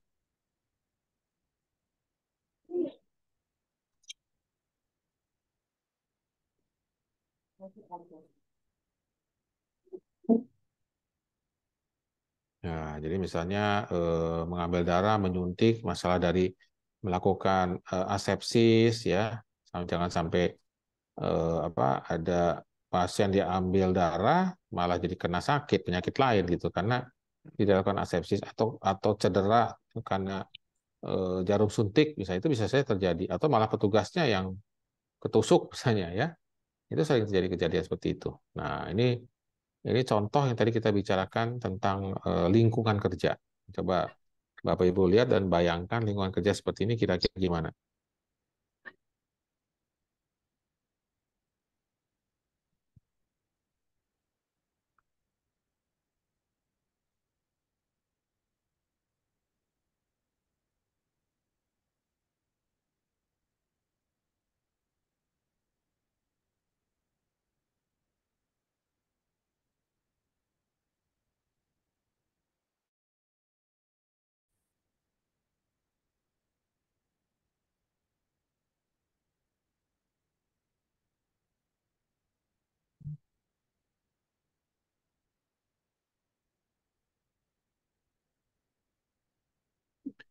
Nah, model seperti ini tidak aman. Kenapa? Karena sempit. Sempit, terus oke, penataannya bagus. Kan tadi dibilang ya, sudah bagus semua, sudah oke, rapi, ya, tapi jaraknya tidak memenuhi. Nah, ini resiko nih. Misalnya petugas bisa bertabrakan kalau buru-buru gitu, dia sedang membawa apa ya, misalnya dia membawa spesimen yang infeksius tumpah, ya, itu kan virus bakteri bisa nyebar kemana-mana. Contoh yang sederhana saja seperti itu, ya. Nah, ini yang perlu dilihat ya dari satu sisi layout. Nah, sekarang kita bicara alat kesehatan. Alat kesehatan itu kan kita sebut instrumen ya atau aparatus mesin dan atau implan yang tidak mengandung obat yang digunakan untuk mencegah, mendiagnosis, menyembuhkan, meringankan penyakit dan merawat orang sakit. Ya, merawat orang sakit.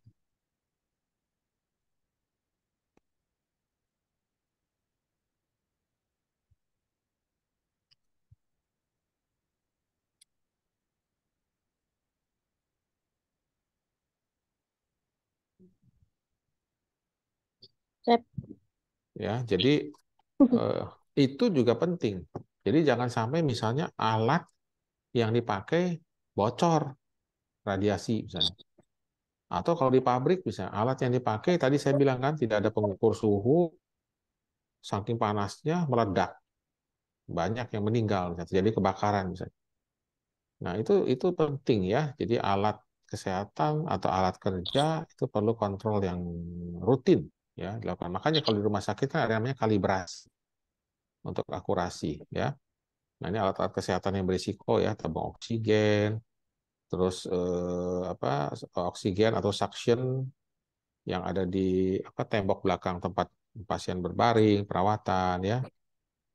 Dan ini ada juga kegiatan petugas mengganti selang dan sebagainya itu semua berisiko dan harus ada SOP yang dilakukan ya, dilakukan. Nah, ini alat kesehatan, nah, termasuk ini mungkin kelihatan sepele, ini kan alat pengukur tekanan darah secara elektrik ya, secara digital. Apa hubungannya ya dengan apa kesehatan keselamatan? Ya berhubungan. Jadi kalau artinya tidak ditera dengan baik, terus baterainya sudah lemah tidak diganti, hasilnya kan akan sangat error. Buat chat aja. Ibu Sri Wahyuni tolong ditutup ya Bu, di mute.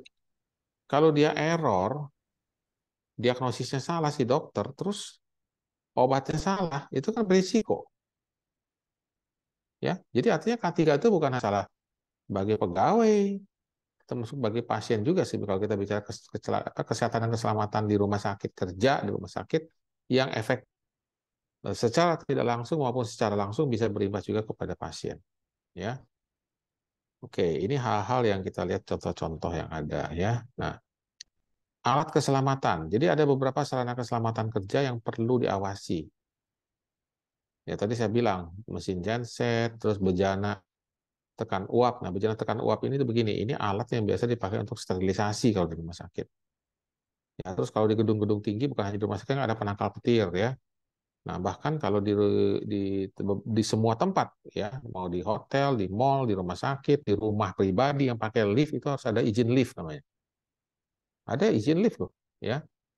Nah, terus karena apa? Karena sarana tersebut akan diawasi apakah dipelihara dan diawasi dalam pengoperasiannya secara rutin sehingga aman.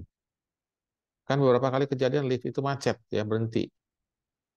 Ya, nah seperti kasus kejadian di Kuala Namu kemarin kan berarti itu tidak dilakukan pengawasan secara rutin, ya.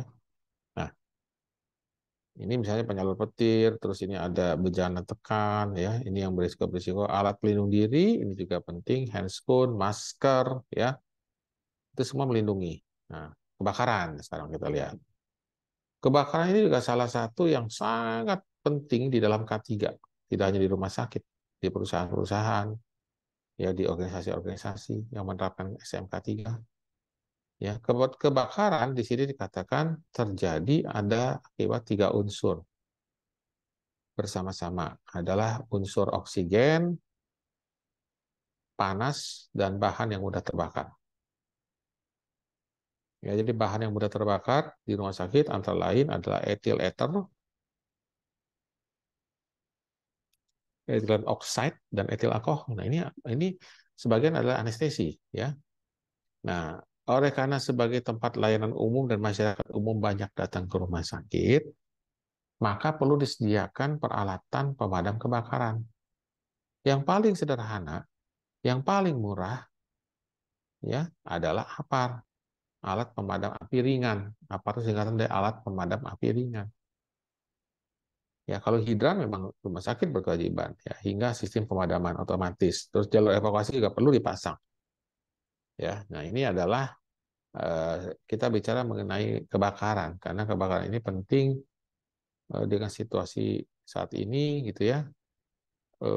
Kadang-kadang orang itu lupa gitu karena nggak pernah berlatih. Makanya tiap tahun itu idealnya rumah sakit mengadakan semacam simulasi penanggulangan kebakaran atau minimal 2 tahun sekali lah, ya. Nah, ini APAR atau pemadam api ringan. Nah, ini sistem pemadam api otomatis, ya, bisa seperti ini modelnya. Nah, terus kita bicara kegawat daruratan. Jadi kalau kita bicara K3, kita bicara sistem manajemen K3, SMK 3, itu ada istilah kegawat daruratan. Jadi kegawat daruratan itu kan kalau secara definisinya adalah suatu kejadian yang dapat menimbulkan kematian atau luka serius bagi pekerja, pengunjung, maupun masyarakat. Atau bahkan kalau terjadi itu bisa sampai menutup kegiatan usaha. Misalnya terjadi keracunan massal seluruh pekerja yang dirawat gitu. Kalau di rumah sakit itu bisa mengganggu operasi, menyebabkan kerusakan fisik lingkungan, ataupun mengancam keuangan dan citra rumah sakit. Maka untuk kegawat daruratan yang kita maksudkan di dalam SMK 3, yang dimaksudkan di dalam sistem manajemen keselamatan kesehatan kerja, itu adalah namanya sistem tanggap darurat. Nah, kalau di rumah sakit ya tanggap darurat rumah sakit namanya, ya. Nah, jadi tanggap darurat itu adalah kita membuat dana evakuasi, misalnya ini adalah tanggap darurat. Ya, jadi ini harus jelas sekali ya tentang dana evakuasi, jangan sampai orang dikasih dana bingung, ya. Dan biasanya kan kalau Bapak Ibu misalnya ke rumah sakit atau ke satu tempat lain di gedung bertingkat itu, yang benar itu tanda panah ke jalur evakuasi itu bukan di atas tapi di bawah. Dia di lantai, di pinggir, di bawah, agak naik sedikit, kira-kira mungkin sekitar 30 cm dari permukaan lantai. Kenapa? Karena pada saat terjadi kebakaran, misalnya asap tebal, orang nggak bisa melihat. Pasti dia akan merangkak kan. Nah, merangkak itulah dia melihat petunjuk-petunjuk garis ke arah panah evakuasi, ke tempat evakuasi. Nah, itu kegunaannya. Bagaimana kita membuat denah yang benar. Dan kalau perlu memang dibuat terang gitu, spotlight. Kalau di dalam gelap dia bercahaya gitu. Seperti di pesawat terbang itu kan selalu dibilang oleh pramugarinya kan, jika terjadi situasi yang gawat, yang situasi darurat, mohon mengikuti petunjuk adalah eh, penerangan di lantai pesawat. Nah, itu kan dari spotlight ditempel. Ya, nah ini contoh-contoh yang praktis ya. Nah, ini petunjuk evakuasi juga harus jelas, harus selalu pelatihan evakuasi ini harus dilakukan rutin setiap tahun. ya, sehingga melatih kesigapan manakala kita menghadapi sesuatu yang tidak pernah kita inginkan dan kita bayangkan, ya. Nah, sebagai penutup, maka SMK 3 atau Sistem Manajemen Kesehatan Kerja itu memang tidak hanya di rumah sakit, ya, itu adalah berupaya untuk memberikan lingkungan kerja yang aman, ya, lingkungan kerja yang aman, sehat, dan nyaman, ya, bukan hanya aman tapi sehat. Bukan hanya aman dan sehat, harus nyaman. Oke, aman dan sehat, tapi nggak nyaman karena rumah sakitnya seperti benteng misalnya, tertutup semua, terkunci, orang nggak boleh berkunjung, opname, kunjungan besok, ya. Ya, rumah sakitnya harus fleksibel, ada tamannya, ya, sebagai jantung paru-parunya di situ, ya, secara lingkungan dan lain-lain. Jadi nyaman juga bagi karyawan, bagi pasien, pengunjung, ataupun masyarakat sekitar rumah sakit. Oke, nyaman aman bagi rumah sakit, tidak nyaman bagi masyarakat, itu juga menjadi masalah. Itu tidak masuk ke dalam cakupan yang harus disampaikan oleh SMK 3. SMK 3 itu meminta lengkap, ya. Nah, terus pengelolaan K3 di rumah sakit bisa berjalan baik bila ada komitmen. Komitmennya jangan tanggung-tanggung dari pimpinan puncak atau direktur rumah sakit, dan harus didorong, ya. Komitmen bukan sekedar menyatakan komitmen, ya, itu, tapi juga apa yang dilakukan, apa yang sudah diupayakan supaya semua bergerak sama. Nah, pengalaman memang penerapan K3 ini tidak mudah karena memang menyangkut biaya juga, finansial. Bayangkan namanya APAR itu, kalau rumah sakit besar gitu ya, bertingkat gitu, dia tidak hanya bisa menggunakan hidran, di setiap ruangan itu harus ada APAR. Nah, belum lagi APAR itu harus setiap sekali cek atau per 6 bulan dicek apakah masih berisi atau tidak, kan dia mudah menguap juga tuh. Berarti harus diisi ulang, setahun sekali dikalibrasi gitu ya, termasuk kalau kalibrasi ini alat-alat penunjang, ya, medik juga itu dikalibrasi. Nah, semua itu perlu pemahaman, perlu kesadaran, dan perlu komitmen dari pimpinan puncak itu rumah sakit dan semua pihak yang terlibat di rumah sakit atau di anggaran penawaran, sehingga apa yang diharapkan bisa tercapai. Nah, ini ya, kita harus melihat perspektifnya seperti ini ya, bahwa memang masalah SMK 3 ini menjadi masalah utama buat kita semua karena kita bicara tentang keselamatan, kesehatan dan keselamatan kerja pekerjanya, termasuk kita sendiri, ya.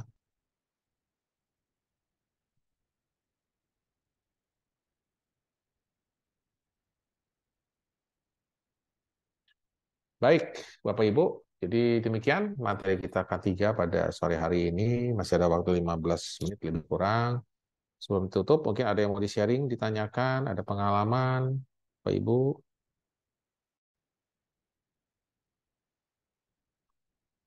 Ya, baik ya. Jadi ini menambah penguatan ya pada materi yang mungkin pernah disampaikan oleh pengajar sebelumnya. Jadi saya dapat tugas, saya berikan ini, ada 2 materi. Nah, nanti untuk materi berikut K3, ya, saya akan coba lebih spesifik lagi berbicara misalnya mengenai tata kelola udara misalnya di rumah sakit lah, kalau kita bicara rumah sakit, atau misalnya manajemen penanggulangan bencana kebakaran gitu ya, hal-hal seperti itu ya. Karena saya rasa pengantar sudah cukup ya pada hari ini, kepentingan dari K3 itu sendiri.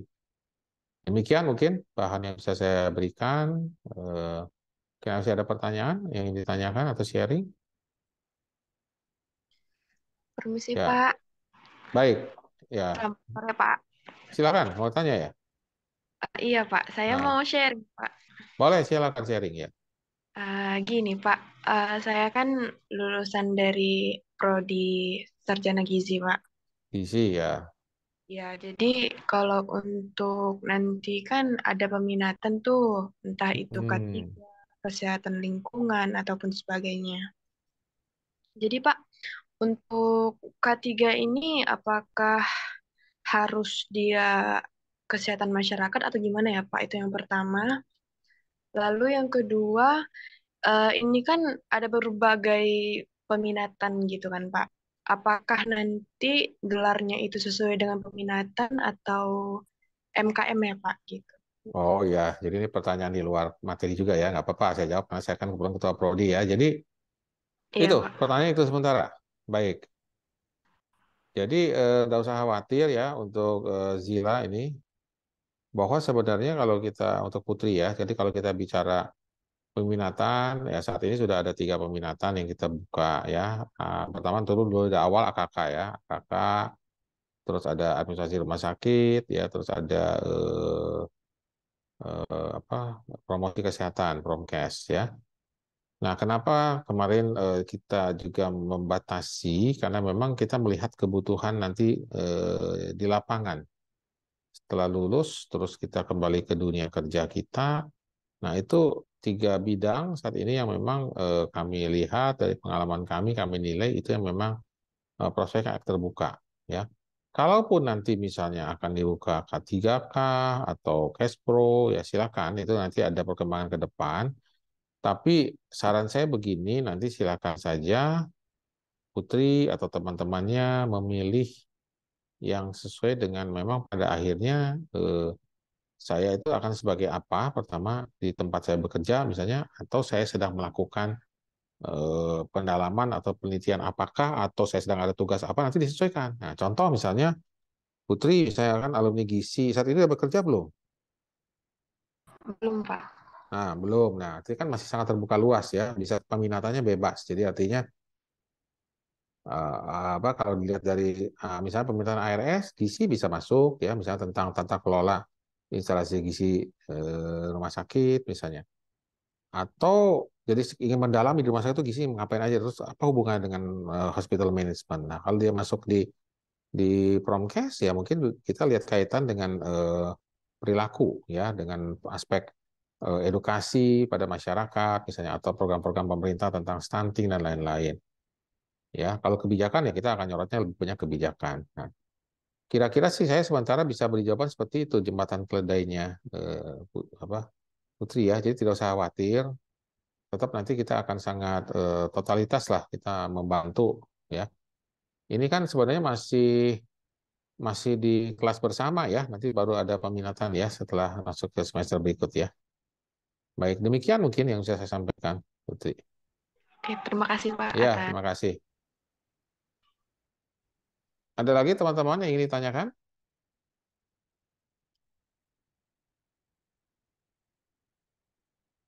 Ya, baik. Kalau tidak lagi yang ditanyakan, saya akhiri kuliah kita sore hari ini. Materi nanti saya share ya di WA kelas juga boleh, nggak apa-apa, nanti saya sharekan. Terima kasih ya untuk perhatiannya, kerjasamanya. Mohon maaf kalau ada beberapa distraksi ya, gangguan di tengah kita berinteraksi, karena memang ini ada beberapa tadi gangguan apa sinyal, terus nggak muncul suara. Terus ada beberapa kegiatan yang mengganggu ya, dan mudah-mudahan besok bisa lebih lancar. Besok kita akan ketemu lagi di 2 materi ya, 2 materi, dan kelas ini juga ya masih ketemu ya, siang kita ketemu sampai sore. Demikian, terima kasih. Selamat sore, bisa kembali untuk beristirahat setelah seharian tadi mungkin kuliah ya. Terima kasih semuanya. Terima kasih, Pak. Ya, Makasih, Pak. oke, oke. Saya izin ya, saya live, nanti bahannya saya sharekan ya. Terima kasih. Oke. Pak. Ya, Pak.